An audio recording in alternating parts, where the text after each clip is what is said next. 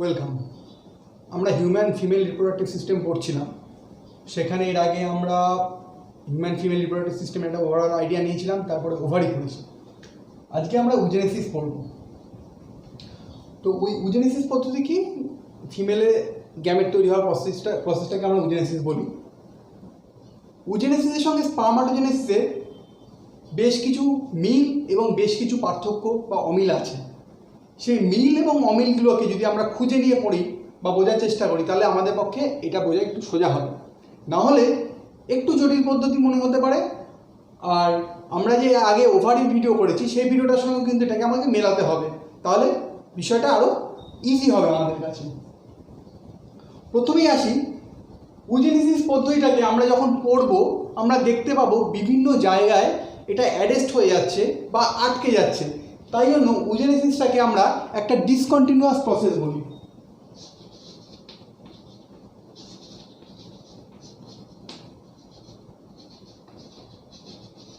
একটা discontinuous process বলে থাকি। কেন ডিসকন্টিনিউয়াস প্রসেস বলছি, আমরা পরবর্তী ক্ষেত্রে খুব ভালো করে বুঝতে পারবো আশা করি। স্পার্মাটোজেনেসিসের সঙ্গে ইউজেনেসিসের সবচেয়ে বড় পার্থক্য বা বেসিক পার্থক্য যেটা, স্পার্মাটোজেনেসিসের ক্ষেত্রে আমরা দেখেছিলাম যে মেলের ক্ষেত্রে স্পার্মাটোজেনেসিস পদ্ধতি শুরুই হচ্ছে কিন্তু পিউবার্টিতে আসার পরে। কিন্তু ইউজেনেসিসের সময় কিন্তু একদম যখন ফিমেল ফিটাস যখন মাদারের উম্বে থাকে, অর্থাৎ যখন মাতৃগর্ভে যখন একটি ফিমেল ফিটাস বড় হচ্ছে, তার এজ যখন মাত্র 1 মান্থ, তখনই তার মধ্যে প্রায় 1.5 থেকে 2000 প্রাইমোর্ডিয়াল জার্ম সেল তৈরি হয়ে গেছে।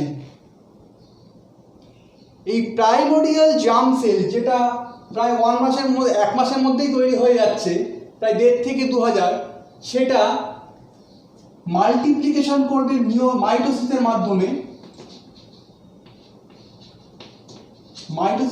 মাল্টিপ্লিকেশন করে তৈরি করবে উগোনিয়া।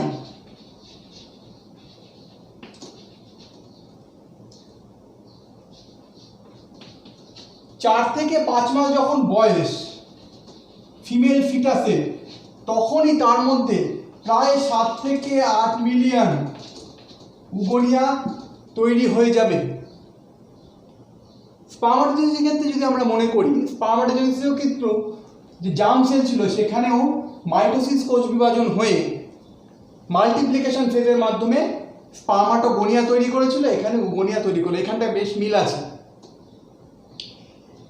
এই যে উগোনিয়া তৈরি হচ্ছে, এই উগোনিয়া এবার গ্রোথের মাধ্যমে অর্থাৎ কোনো ডিভিশন না হয়ে তার আয়তন বৃদ্ধি পেয়ে, যদি এরকম সাইজ থাকে, এটা এরকম হলো, আয়তন বৃদ্ধি পাবে, তৈরি করবে প্রাইমারি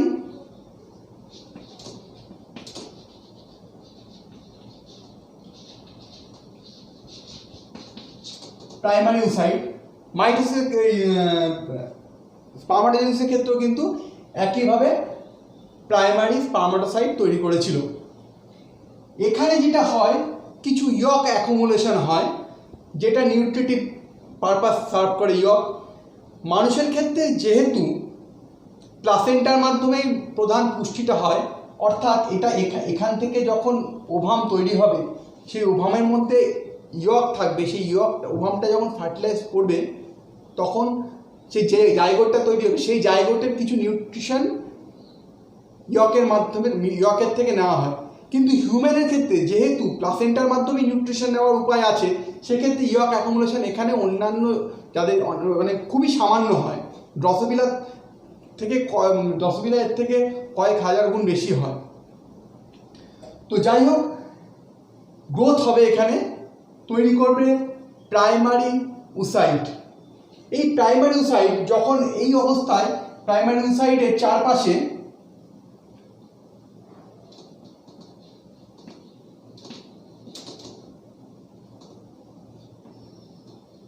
আমরা ওভারি ভিডিওতে দেখেছিলাম, follicular cell, single layer follicular cell অ্যাড হবে, নিয়ে তৈরি হবে প্রাইমোর্ডিয়াল ফলিকুল।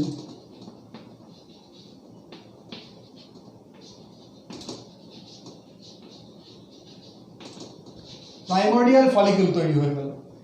এই প্রাইমোর্ডিয়াল ফলিকুল যখন বেবি যখন জন্মাচ্ছে তখন তার এই প্রাইমারি ওসাইট হিসাবেই থাকছে এবং সেটা প্রাইমোর্ডিয়াল ফলিকুলের মধ্যে থাকছে। প্রায় 2 মিলিয়ন প্রাইমোর্ডিয়াল ফলিকুল বা প্রাইমারি ওসাইট আমরা যাই বলি না কেন বেবি জন্মের সময় থাকছে। এই প্রাইমারি ওসাইট নেক্সট মিওসিস স্টেজে যাবে। মিওসিস 1, কিন্তু মিওসিস 1 কমপ্লিট হবে না। মিওসিস 1 এর ফার্স্ট প্রোফেজ, মিওসিস 1 এর প্রোফেজ 1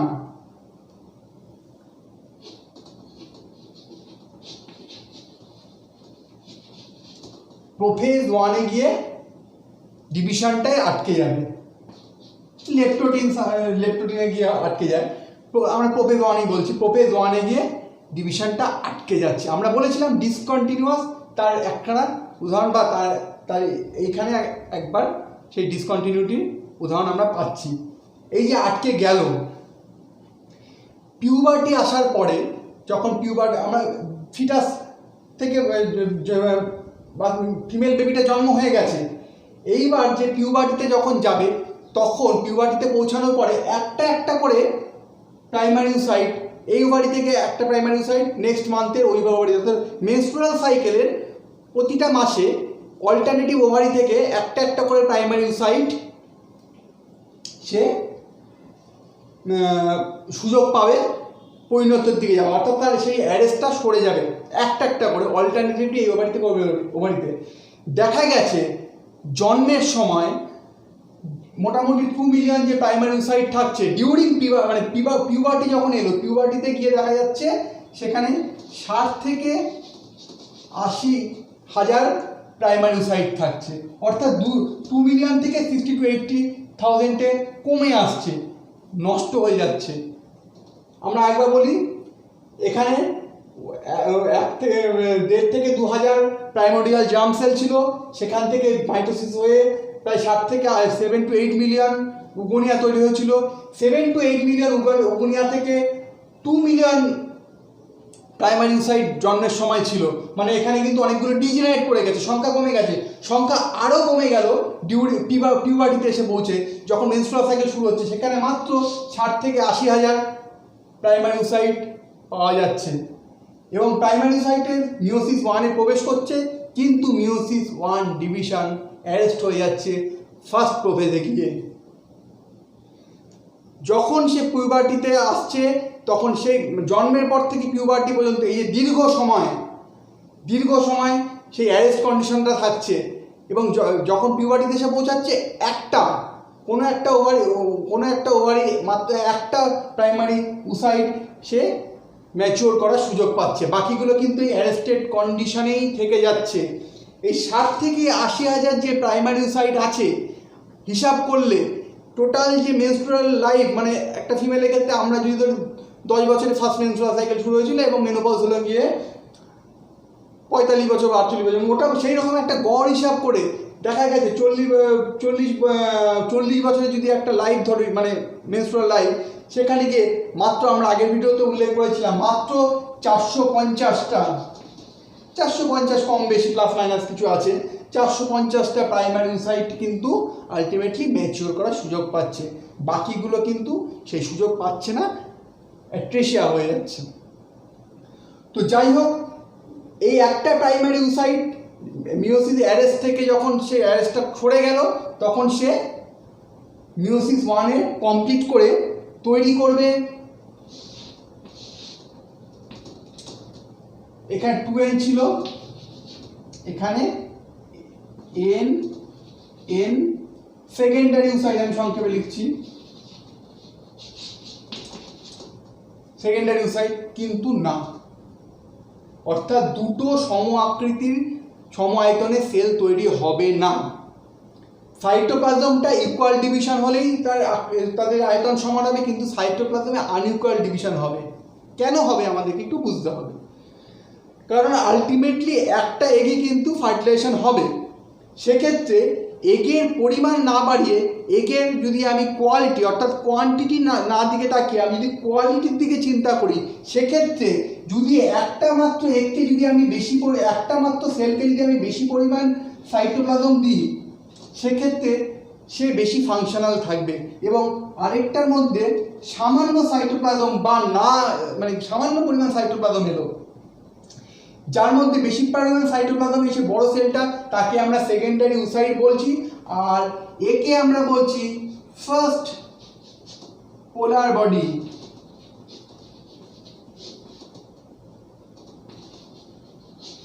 ফার্স্ট পোলার বডি, সেকেন্ডারি উসাইট, ফার্স্ট পোলার বডি, এটাও এন, অবশ্যই এটাও এন।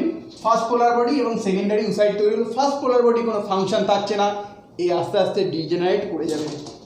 এবার আসি সেকেন্ডারি উসাইটের ক্ষেত্রে।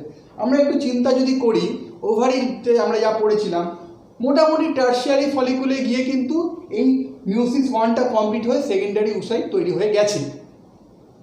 সেকেন্ডারি ফলিকুলেও তৈরি হতে পারে, টার্সিয়ারি ফলিকুলে গিয়ে অবশ্যই এটা তৈরি হয়ে গেছে।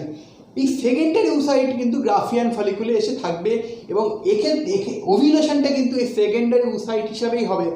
অর্থাৎ এই যে মিউসিস ওয়ানের পরে এখানে আমরা মিউসিস ওয়ান দেখেছিলাম, যেটা অ্যারেস্ট ছিল, সে অ্যারেস্টটা সরে যাওয়ার পরেই সে কোনো সবগুলো অ্যারেস্ট হয়নি, ম্যাক্সিমাম কিন্তু অ্যারেস্টেড, মানে সবই অ্যারেস্টেড কন্ডিশনে আছে, কোনো একটা তার অ্যারেস্টটা সরে যাওয়ার পরে সে সেকেন্ডারি উসাইটে কনভার্ট হওয়ার সুযোগ পেয়েছে।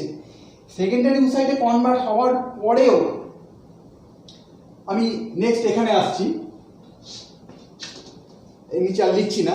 সেকেন্ডারি উসাইটে কনভার্ট হওয়ার পরেও সে যখন মিওসিস টুতে যাবে, মিওসিস টু এর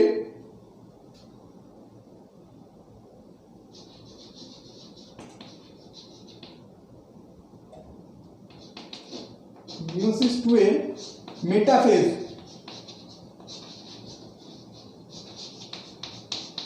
মিওসিস টু এর মেটাফেজে গিয়ে কিন্তু আবার অ্যারেস্ট হয়ে যাবে। অর্থাৎ ওই যে আমরা প্রথমেই বলে দিয়েছিলাম যে ডিসকন্টিনিউয়াস, আবার আমরা দেখতে পাচ্ছি যে ফ্লোটা আবার ডিসকন্টিনিউয়াস হয়ে গেল। অর্থাৎ মিওসিস টুতে সে মিওসিস টুকে কমপ্লিট করতে পারলো না, কিন্তু কমপ্লিট হবে। কখন কমপ্লিট হবে? যখন কোনো স্পাম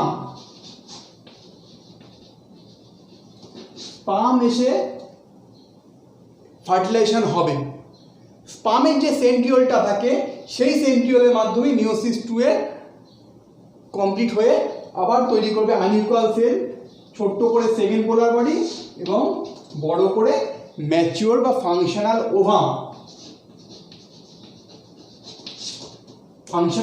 ওভাম তৈরি করবে। শুধুমাত্র স্পাম যদি ফার্টিলাইজেশন করে তবেই তৈরি হবে।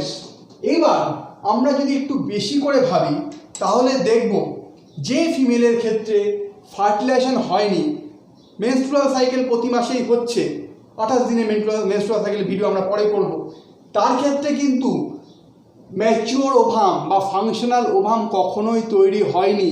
তার যা এগ তৈরি হচ্ছে সবই কিন্তু এই সেকেন্ডারি উসাইট হিসাবে, অর্থাৎ তার কিন্তু মিওসিস টুটা আটকে গেছে। আরেকবার বলি, শুধুমাত্র ফার্টিলাইজেশন হলেই সেকেন্ডারি উসাইট থেকে ম্যাচিওর বা ফাংশনাল ওভাম তৈরি হওয়া সম্ভব। যেক্ষেত্রে ফার্টিলাইজেশন হয়নি, সেক্ষেত্রে কিন্তু শুধুমাত্র এই সেকেন্ডারি উসাইট হিসাবেই থেকে যাবে। অর্থাৎ স্পাম কিন্তু একদম অত্যাবশ্যকীয় শর্ত এই মিওসিস টু কমপ্লিট করার জন্য। প্রথমে তাহলে আমরা অ্যারেস্ট হয়েছিল দেখেছিলাম, তো এই প্রাইমারি উসাইট থেকে যখন সেকেন্ডারি উসাইট তৈরি হচ্ছিল তখন মিওসিস ওয়ানের ফার্স্ট প্রোভেজে, দ্বিতীয়বার অ্যারেস্ট হলো মিওসিস টু এর মিওসিস টু স্টেজ, অর্থাৎ মেটাফেজ টুতে গিয়ে। এই হচ্ছে টোটাল উজেনেসিস পদ্ধতি। স্পার্মাটোজেনেসিসে কোথাও কোনো অ্যারেস্ট হয়নি, এখানে যা তৈরি হয়েছিল ইকুয়াল, এখানে যেমন আনইকুয়াল ডিভিশন হয়েছে, ওখানে স্পার্মাটোজেনেসিস ইকুয়াল ডিভিশন দেখেছিলাম, সেখানে স্পার্মাটিড তৈরি হয়েছিল, সেখান থেকে স্পার্মাটোজোয়া তৈরি হলো। এখানে কি ফার্টিলাইজেশনের কোনো ওখানে বিষয় ছিল না, ফার্টিলাইজেশন হোক বা না হোক, ওখানে কিন্তু পুরো স্পার্মাটোজেনেসিস পদ্ধতিটা একদম কন্টিনিউয়াস ছিল। এখানে দুবার অ্যারেস্ট হয়েছিল। এই ভিডিওটাকে আমরা তাহলে স্পার্মাটোজেনেসিসের সঙ্গে কম্পেয়ার করে এবং ওভারির যে ভিডিওটা দেখেছি, যেখানে বিভিন্ন রকম ফলিকল দেখেছি, সেখানে বিভিন্ন রকম ফলিকুলের সঙ্গে মিল করে করে আমরা যদি পড়তে পারি, সেক্ষেত্রে আমাদের ভিডিওটা বুঝতে সুবিধা হবে। আজকে এই পর্যন্তই, ধন্যবাদ।